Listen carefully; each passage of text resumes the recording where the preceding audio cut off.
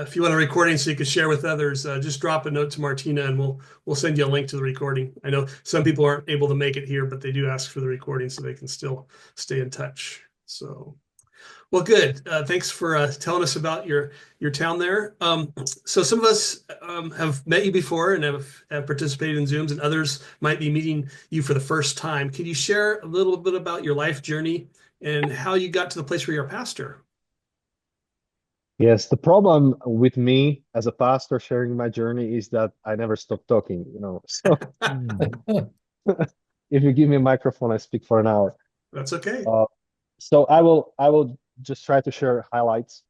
Mm, The important thing to know is that I was born in a family of a pastor, so I'm a pastor's kid, and my father was born again during the communism when he was studying at university, which means that I was born into family where living missional life and life for Jesus was like the real deal. It was a real thing. So even my father and mom, they moved from the capital city, Bratislava, where they had a good job offer after they graduated. They moved somewhere else in Slovakia into a small village. They helped to plant a church there. So that's the context I was born into. Family on a mission, family that is passionate for the gospel. And I was raised up as a pastor's kid. I never doubted God. However, I was not really sure what it means to. I was never sure how can I tell I'm the real Christian. I thought it's. I will understand this. I will get old enough. I thought when I will be 30 years old, I will get it. But when I was 16, I realized that I need actually um, I need actually the love of Jesus. I need his forgiveness. I realized how broken person I am, even though I try to do my best to live the best life. And I realized I don't hold up into my onto my own moral standards. I don't want to hurt people, but I hurt people. I want to be the good guy, but I sometimes am really annoying my parents. And I realized if I'm not able to hold to my own standards, how can I hold into God's standards? So that's the point where I truly leaned into the gospel and I got baptized. And I was very passionate about sharing gospel with my friends and classmates. Most of my life, I was the only single evangelical Christian in my class. When I was in elementary school, high school, university, all the time I was the only one, only evangelical Christian in class. And I was always passionate about doing the apologetic work and sharing gospel with my classmates. And my university studies were I was doing my master degree in computer science or computer engineering.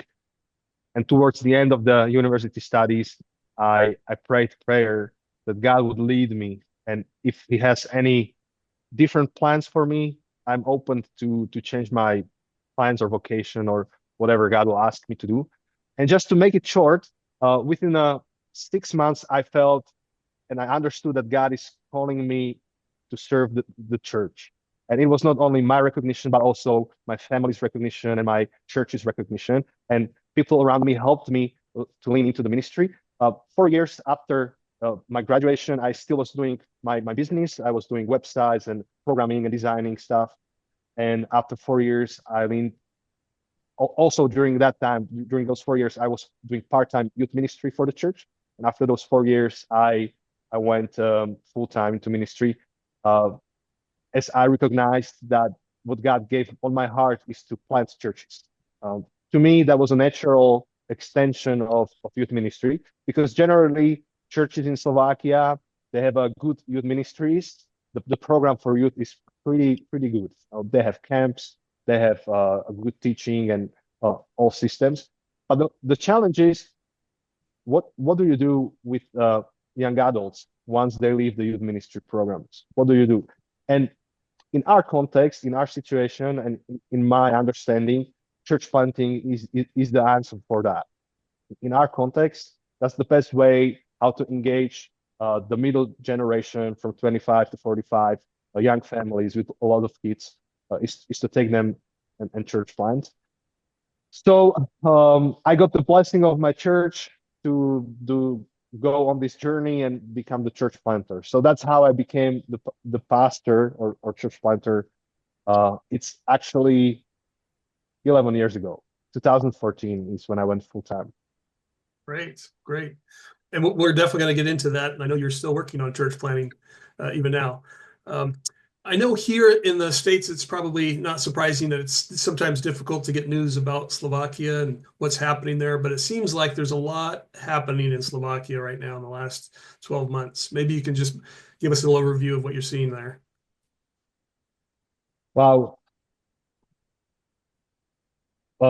Yeah, there's a lot of happening. So last year we had three types or kinds of elections happening.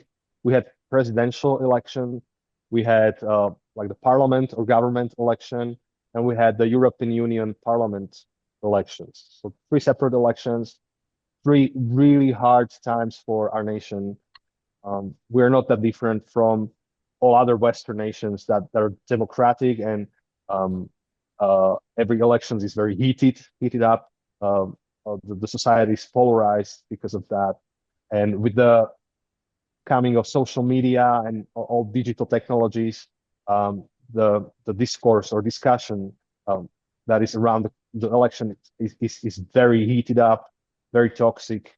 So that I believe our country is traumatized after previous year, and even more, there are two high-ranking politicians in the world that got almost shot to death, and that's Donald Trump and our prime minister. Our prime minister was shot 5 times into his stomach last year. As a result of the tension that is in the nation, he survived that. He's the survivor, but he got really angry, really cynical. So it's not helping the situation. And all this tension led into protests that are happening in Slovakia, and more than 100,000 of people are in the streets every Friday protesting against the government. Our government our country is part of the European Union and NATO. But at the same time, our government flew to Moscow to meet Vladimir Putin and his government in previous month, and they're sending mixed signals to everyone. Nobody is really sure like what's happening with our government. Are we pro-Western or pro-Eastern, or what's happening? So even Slovaks are upset because we didn't agree with changing our geopolitical orientation as a country. So there's a lot of tension, a lot of people are angry. And in that context, we as a church are serving people around us. How is it affecting your church? Thank God, our church, I mean, as a community, is coherent. We love each other.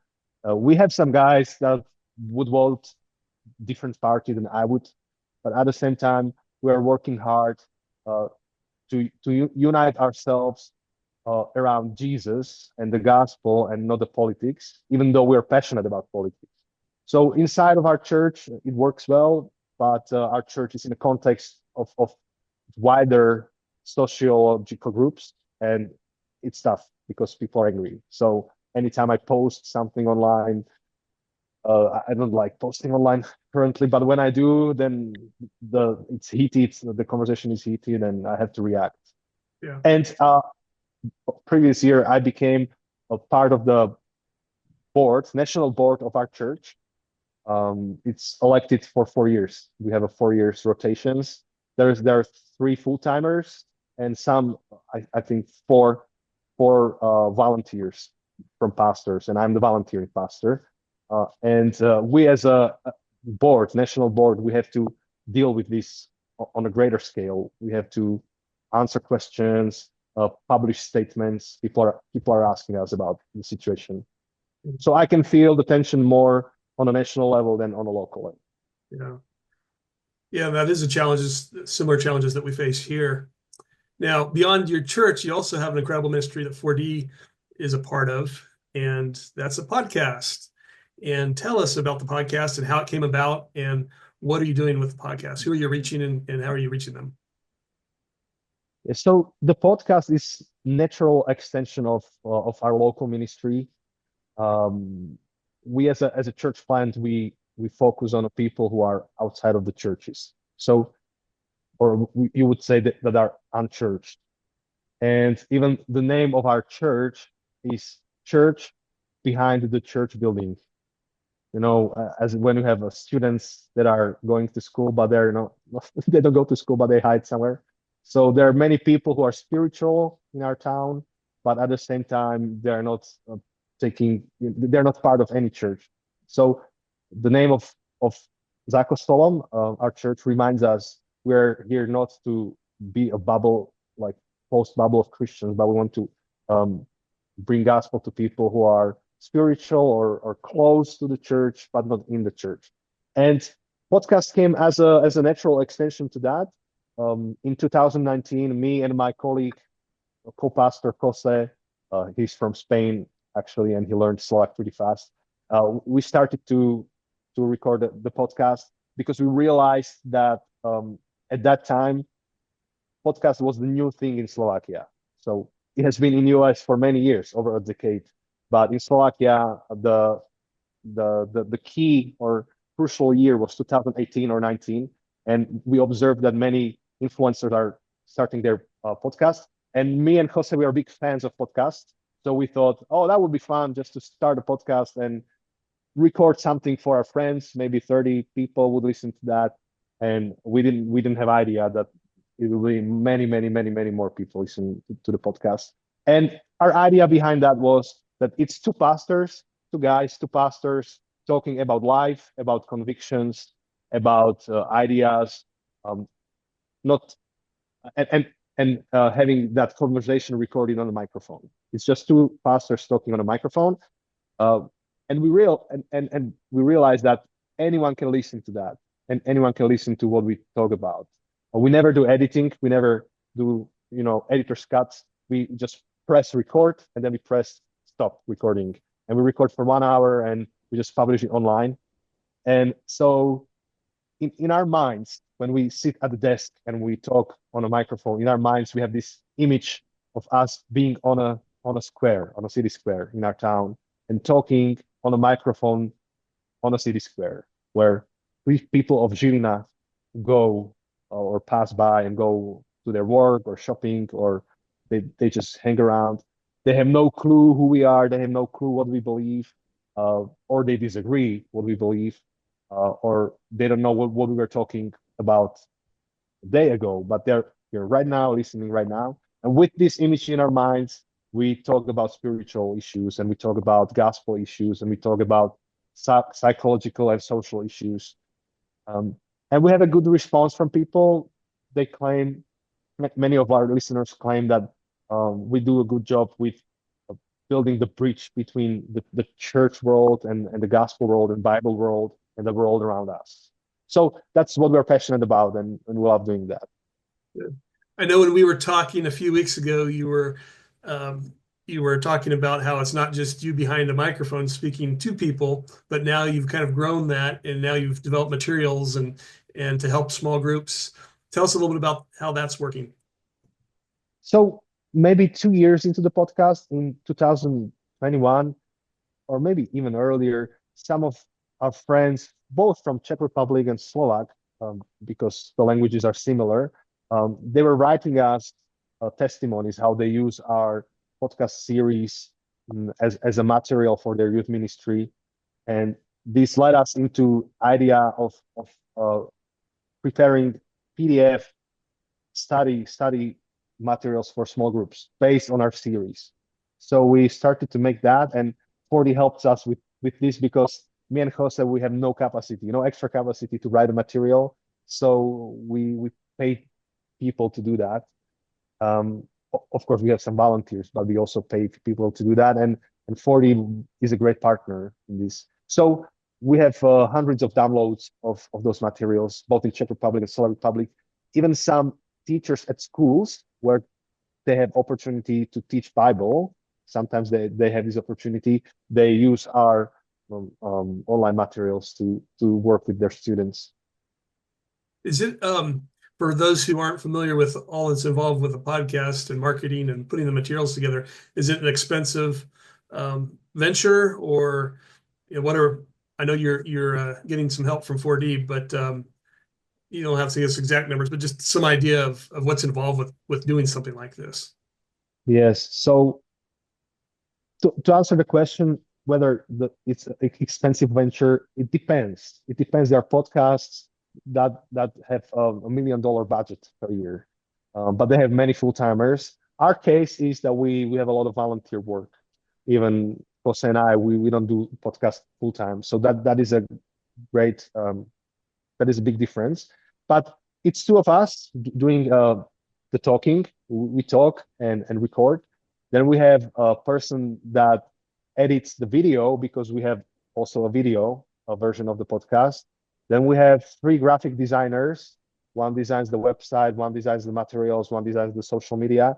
We have the project manager, which is the brain to everything, because Jose and I, we don't have time to talk to everyone. What else do we have? We have somebody who takes care of finances. We have somebody who takes care of the administrative stuff, because we also write books and then we send the books. Somebody needs to take the books to the post office. And I definitely forgot someone.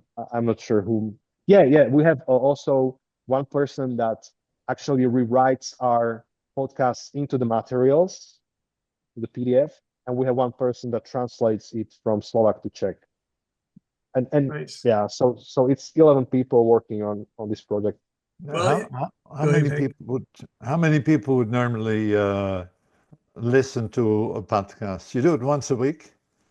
We do it once a week, and Yeah. we have around 6,000 subscribers and over 300,000 downloads of the podcast. That's great. That's great. And your use of volunteers to put all this together. And it's important for us to remember this is on top of your full-time pastor ministry. So it's Yes. to be able to do this and build this ministry is impressive. And it's certainly a calling for you. Yeah, and we are able to run this. To give you a number, it costs $10,000 a year, roughly. It depends whether we have some kind of a extra spending during the year, if we need to buy cameras, or if it's a normal year, we don't buy anything. We only pay the people. Then it's around 10K. What's been some of the response from the groups that have received your materials that you put together and put out that are related to your podcast? How are they responding to it? They enjoy it. They are very grateful, thankful. They download it, use it. Good. That's great. How much of it is within Slovakia and how much of it is in Czech Republic? Because the languages are close, but not totally. Yeah, but even in maybe even in Hungary, yeah. Oh, they don't listen to us in Hungary. Hungary is very different. The Hungarian No, language. but there are Slovaks in Hungary, so. Yes, so people listen to us all over the world. There's one guy living in Australia. He's Slovak, and when he flew into Slovakia, he came and visited us, me and Jose. He came to Žilina. He invited us to have a burger, and he shared his testimony with us, how we helped him survive his spiritual journey in Australia. So that's the global world. So we have Slovaks listening from US, from UK, from Australia, from maybe even Russia. I'm not sure right now, but it's around 60% of listeners are Slovaks and 30% Czech. That's the ratio. Okay, good. And also it depends. It depends on a series we are recording currently, because sometimes we invite guests from Czech Republic, sometimes we invite guests from Slovakia, and also this has some kind of influence. Great. So what are some of the series that you've done? Oh, there are 40 of them. It's a big number. So just recently we recorded series about prayer. So we're doing a series about prayer.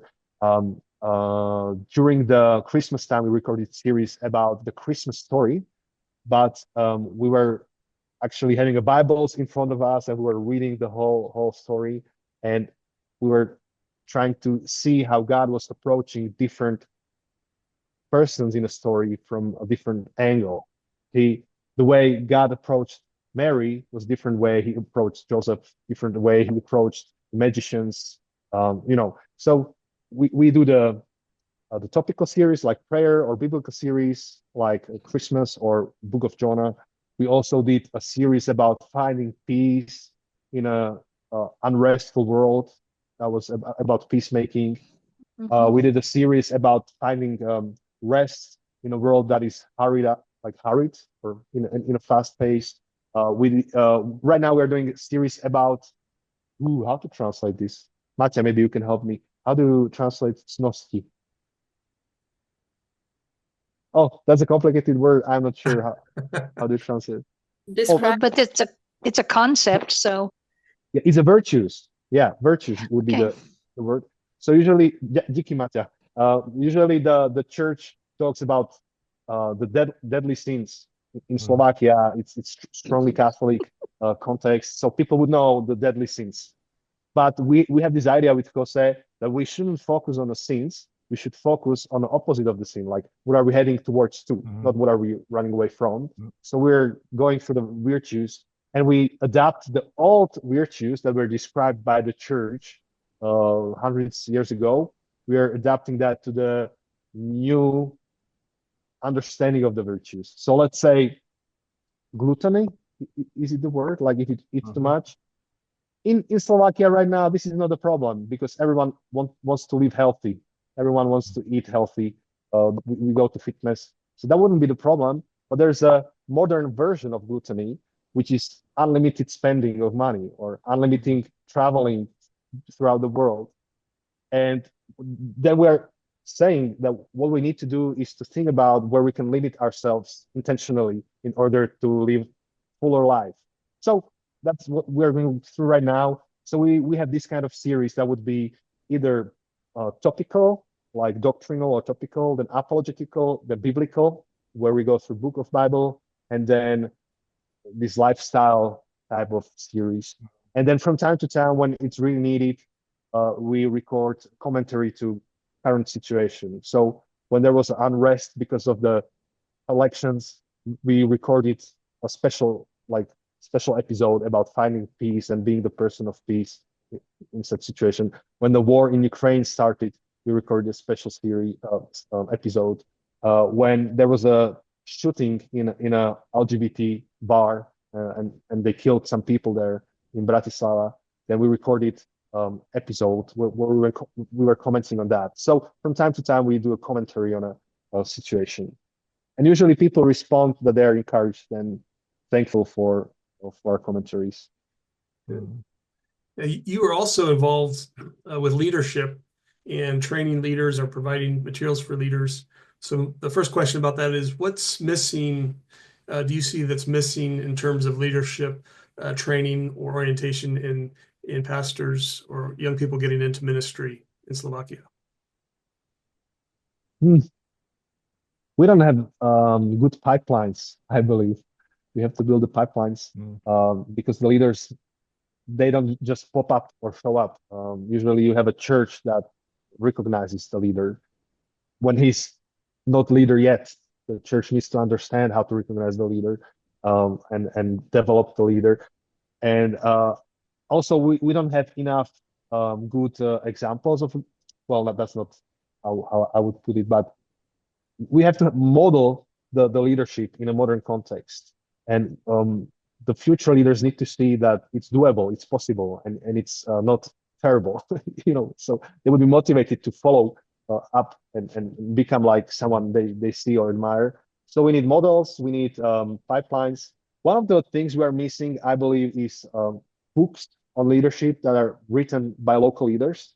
Most of the books, leadership books, are translated from US, and thanks God for that, because there's many great books. But at the same time, there are some specific nuances about Czech culture and Slovak culture, and I wish there were leaders that would write books about leadership. That David Novak, some of you know him, he wrote something recently, but it's not enough. It's only one book, and the problem with leaders is that they're usually super busy.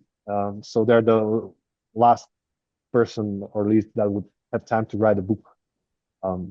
So yeah, resources like books, pipelines where churches would understand it's their responsibility to develop a leader, models. I think that's free, but it's not that bad. I mean, there are leaders being raised, and we can see them, but I think we can do a better job in that.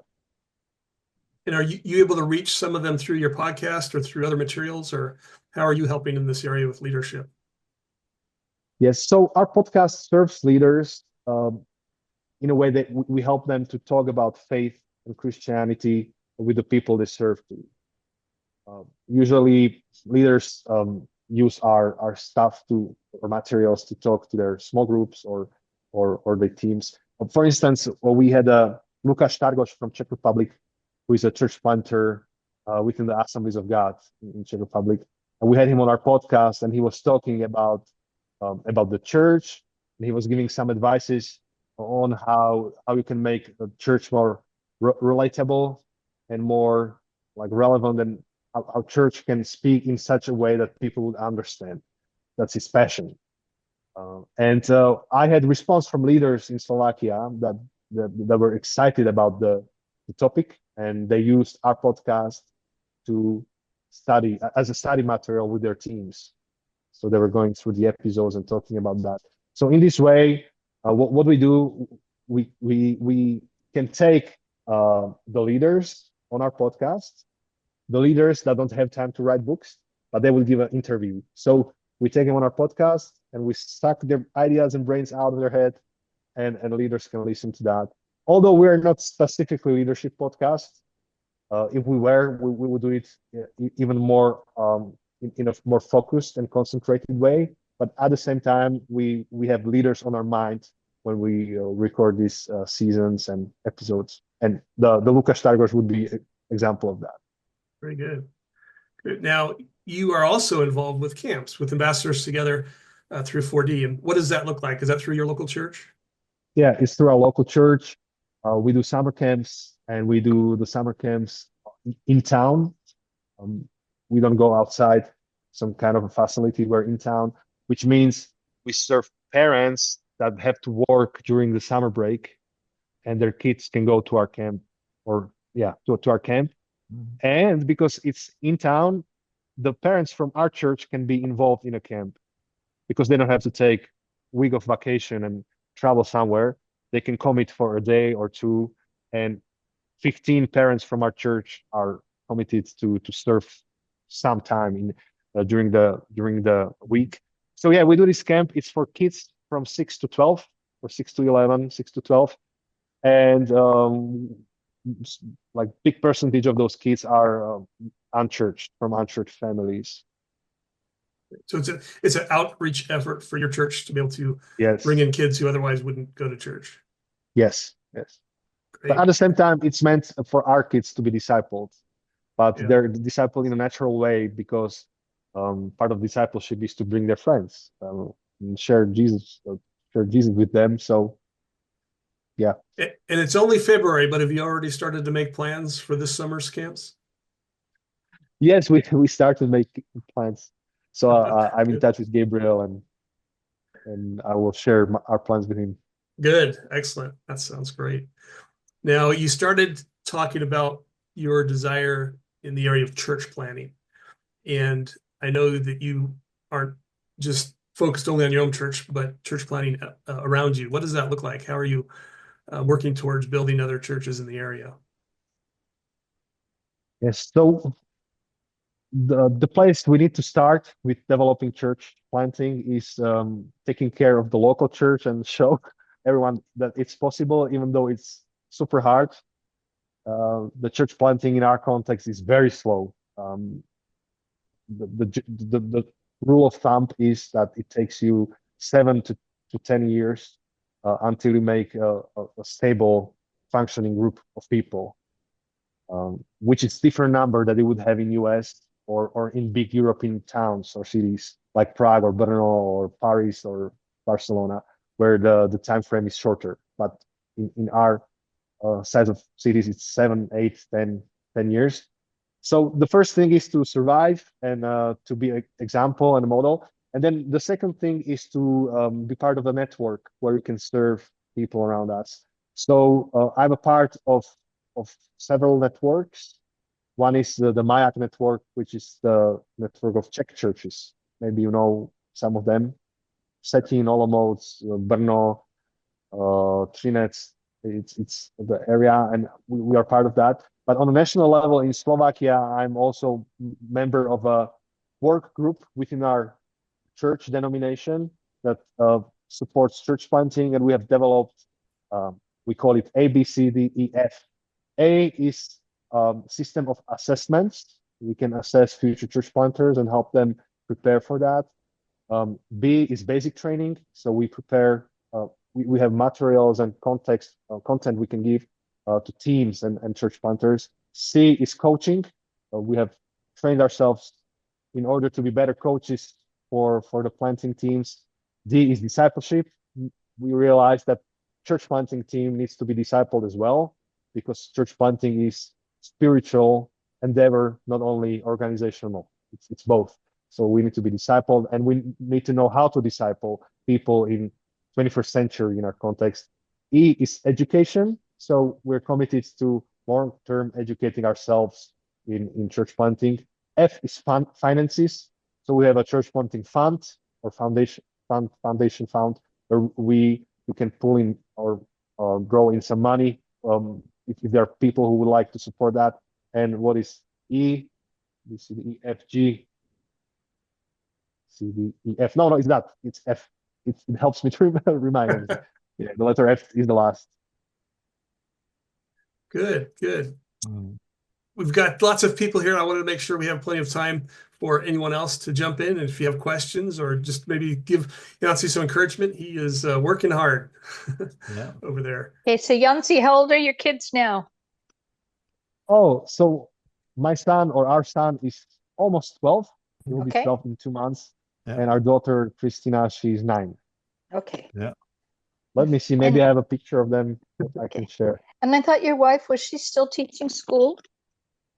Yes, she's teaching at high school for athletes, professional athletes, but she's thinking about changing her job because she has been working there for 14 years Yeah. and she's pretty tired. Mm. So, And what does she teach? Yes, she teaches What does she- English. Okay. English. So Okay. this is my daughter, Yeah. and I have to find my son, but he's fine.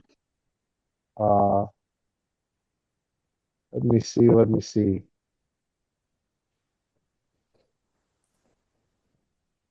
And is your father and mother in good health?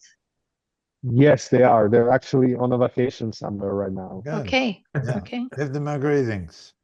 Yeah, I will. Yeah. And Tim is doing okay? Tim, my brother? Your brother? Yeah. Yeah, he's doing okay. They're enjoying their daughter. She's 2 years old. Yeah. And yeah, he's one of my elders, and yeah, we're having a Great. good time together. Yeah, and this is our son. Oh. Oh. And he's 12, you said? He's the He's older? almost 12. So he's Adorable. bigger than the last time we saw him hang in Mona. Oh, yeah. Yeah. He was just going, I think, into first grade. Yeah, now he's 6th grader. Yeah. Yeah. Now, okay. And I'm trying to think back. Was it your daughter who had a heart condition? Yes. Well, she had a complex issue because when she was born, she had a breach of a diaphragm. Yeah.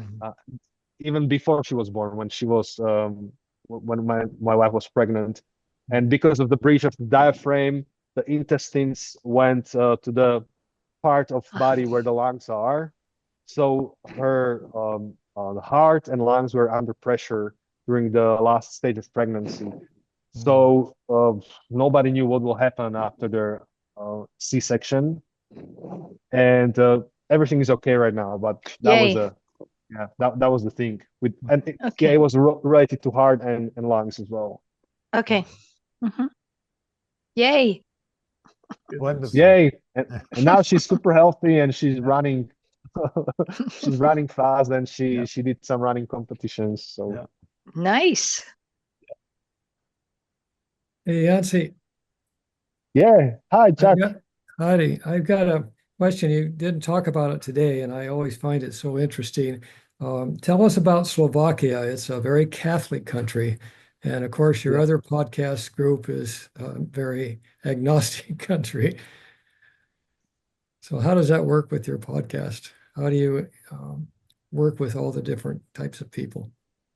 Yes. So thank you, Chuck. That's a great question. So we always remind ourselves that the average listener that would be like non-evangelical listener in Slovakia would be Roman Catholic listener, even though the person is not actively attending the church, but somewhere in the culture or convictions of the person would be the Roman Catholic faith. And we realize that we're not trying to get people from Catholic faith. We're trying to get them to Jesus. We want people to win the people for Jesus. So we consciously speak respectfully about the Catholic faith on podcasts, because sometimes the evangelical Christians in Slovakia want to be in fight with Catholic Church, and they don't speak nicely about the Roman Catholic Church, which doesn't help anything. I mean, that's not our way of doing things. So we always speak respectfully, even though if we have our own convictions. Speaking respectfully doesn't mean that we compromise our convictions. So it seems we are doing a good job with this, because many Roman Catholics that are our listeners give us feedback that they're very grateful that we show respect, and they'll have to listen to us, even though we're Protestant pastors. Very good. Yancy, I have a question. Yes, Dwight, thank you. So the word of God is under attack in all our cultures. How do you promote the reliability of the Bible in the work that you do? Just a sec. I think my headphones are out of the batteries. So do you hear me well? Yeah. Yes. Yes. So the reliability of Bible, we do a lot of apologetics. So sometimes we do it very intentionally. We speak about how the Bible is trustworthy. But what works the best for us is that we no, we speak out of our belief in the reliability of Bible. So anytime we talk about any issue about that is a sociological issue or psychological issue or something that's happening in society, we always draw our wisdom from Bible, and we never doubt that. So I believe the way we speak about Bible, the way we handle the wisdom from Bible, how we're confident about that, is the way how we prove people that we have the high view of the Bible. But from time to time we have the apologetical topics, and that's the space where we can give some reasoning or logical arguments for the Bible. Overall, do people accept the Bible's authority even if they don't read it? I would say we have similar issues or state of situation as US. So there are people that are cultural Christians. They would say that the Bible is wise. They would quote the Bible on weddings or during birthday parties. They would give the biblical wisdom, but they wouldn't make a decision based on that. That would be the average person in Slovakia. There are some liberal or leftist people who would say that Bible is silly. Well, when I say left or right in Slovakia, it's different. I mean, we have a different situation here, but there are some people that are very antagonistic toward Bible, but there are maybe 15% of people. It's not a big, and very little people actually base their life on the Bible. Yeah. very few people would actually open the Bible and try to find answers for their life. They would use the general wisdom or just some kind of maybe chat GPT.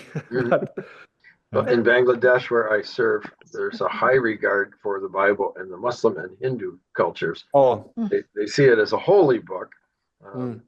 And often when they read it, they're just very surprised and often feel it speak to them. But they, because of culture, don't always turn the corner and receive Christ. That's still like the biggest challenge, knowing about it and then really embracing it.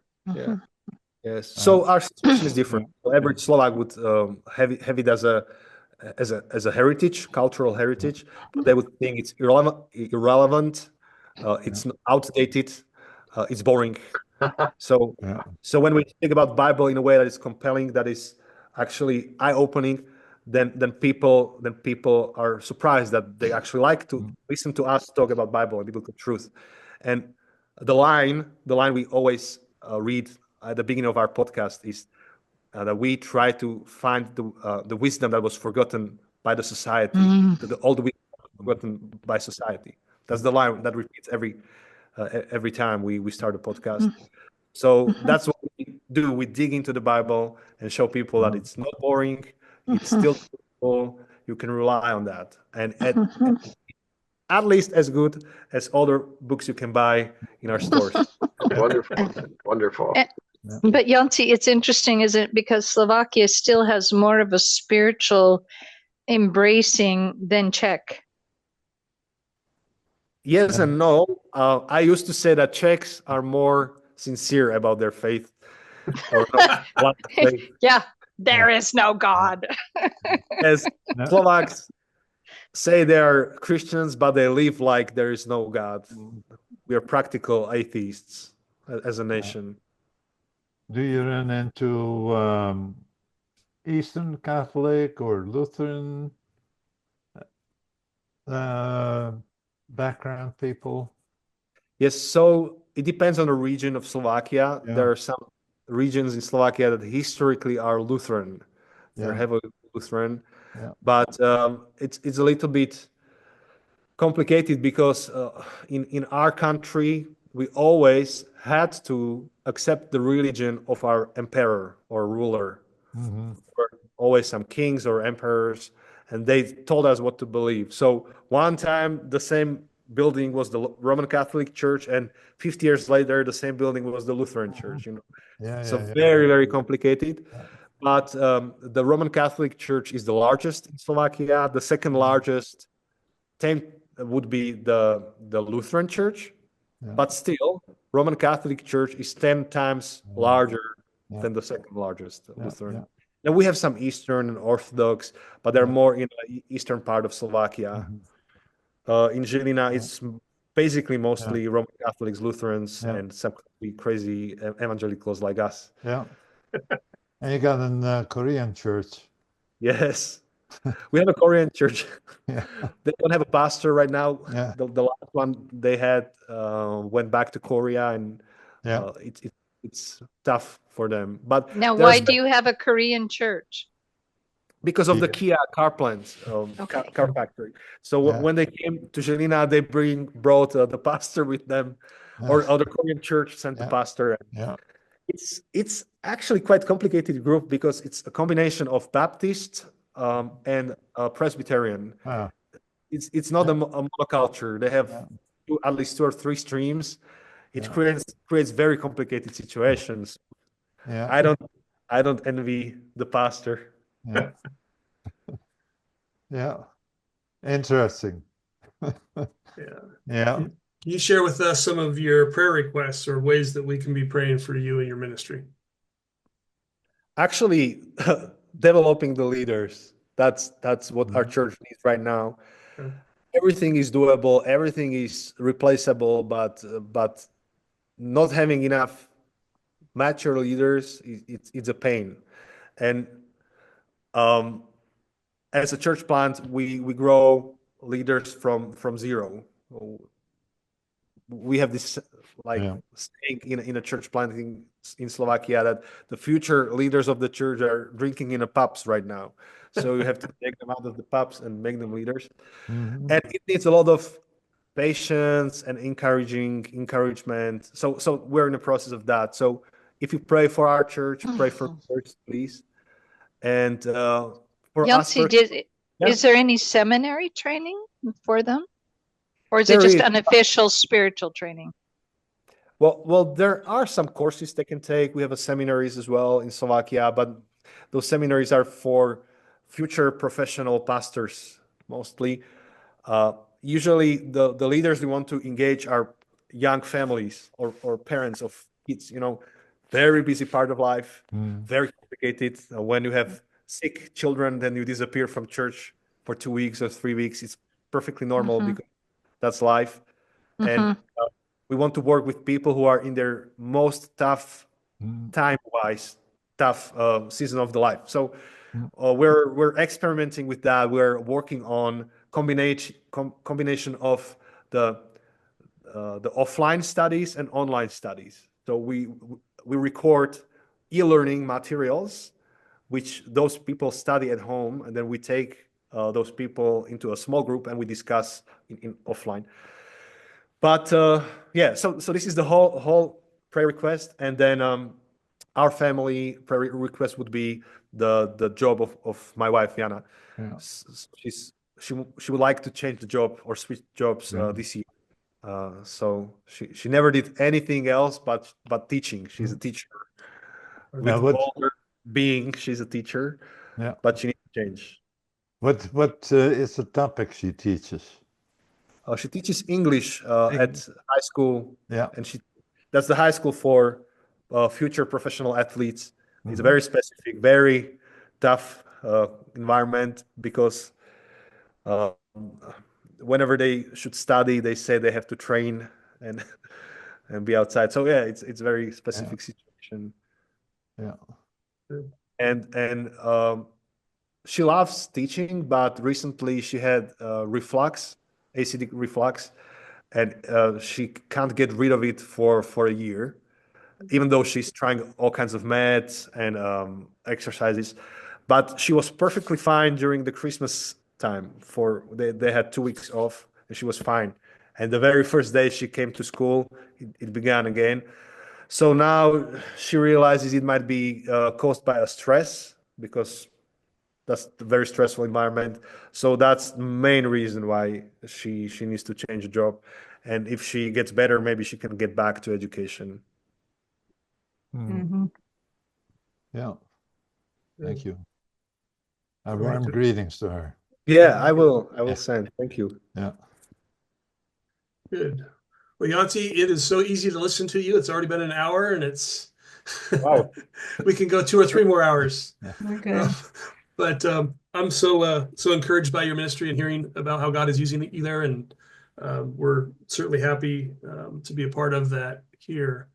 And since we are up with our hour, I know we're going to continue to have it on our list to pray for you, for the developing leaders. That's a concern and something you want to continue building. And then, of course, your family and Jenna's job situation, that she could get into something that doesn't have the stress that causes health issues, and God could use her in new ways. So, well, Tammy. we'll keep this open to anybody who wants to stick around, but thank you for joining us today. Yeah.